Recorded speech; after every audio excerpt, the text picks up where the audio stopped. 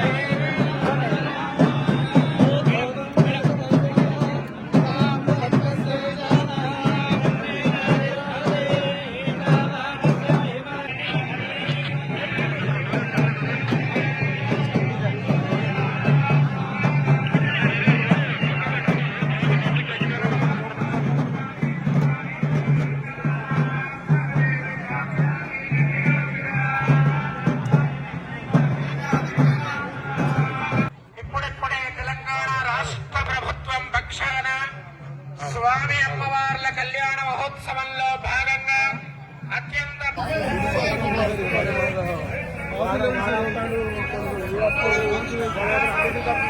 శుభవేళ అందుకో విద్యార్థి గారు అందుకో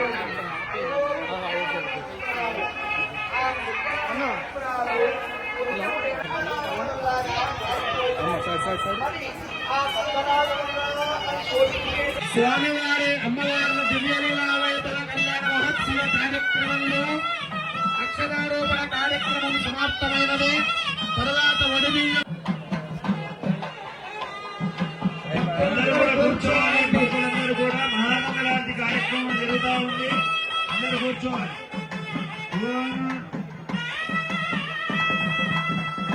భజంత్రి ఆపయ్య ఈ కళ్యాణ మహోత్సవం ఆసనం కల్పవృక్ష సమం శాంతం గురుందత్తిగిరింబదు. శ్రీ గురుభ్యో నమః. ఈ రోజున కొమరవెల్లి గ్రామమునందు అత్యద్భుతంగా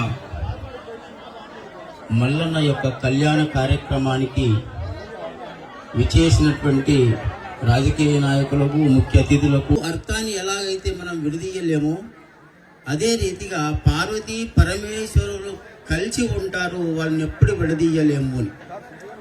అది ఇప్పుడు మనం చేసేటటువంటి కళ్యాణం ఏమిటి అంటే పరమేశ్వరునికి ఒక కళ్యాణం చేస్తే అది లోక కళ్యాణం కావాలి చెప్తుంది. అలాంటి అత్యద్భుతమైనటువంటి కొమరవెల్లి మల్లన్న గారి యొక్క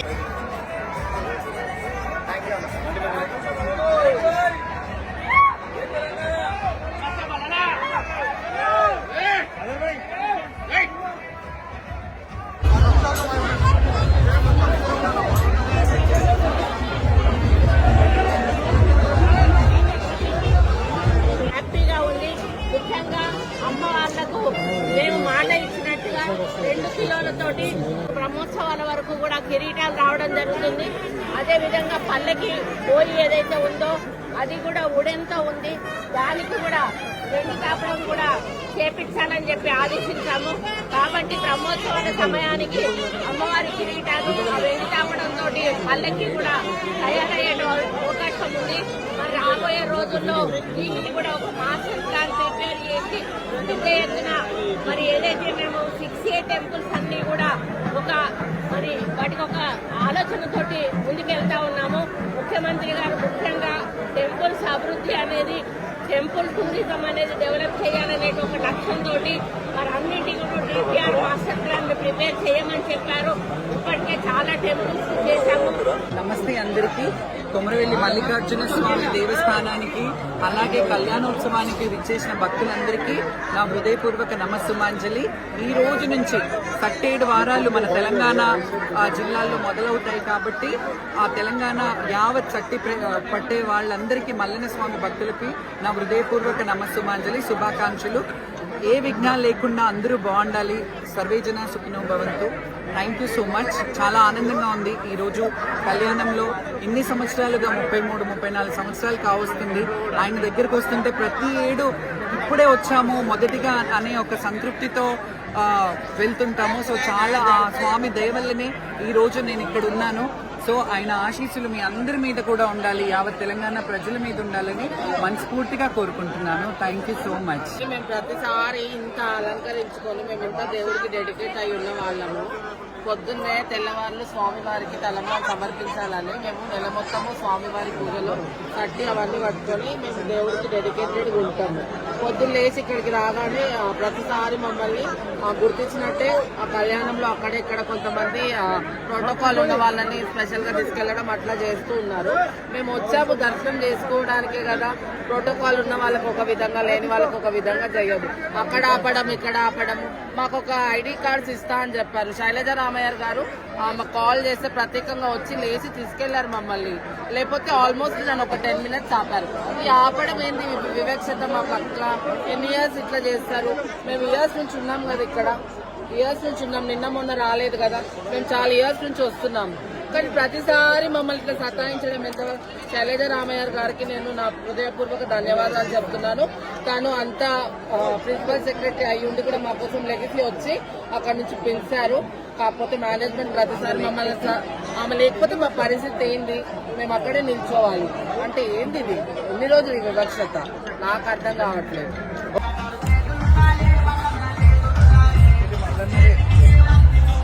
వెళ్ళ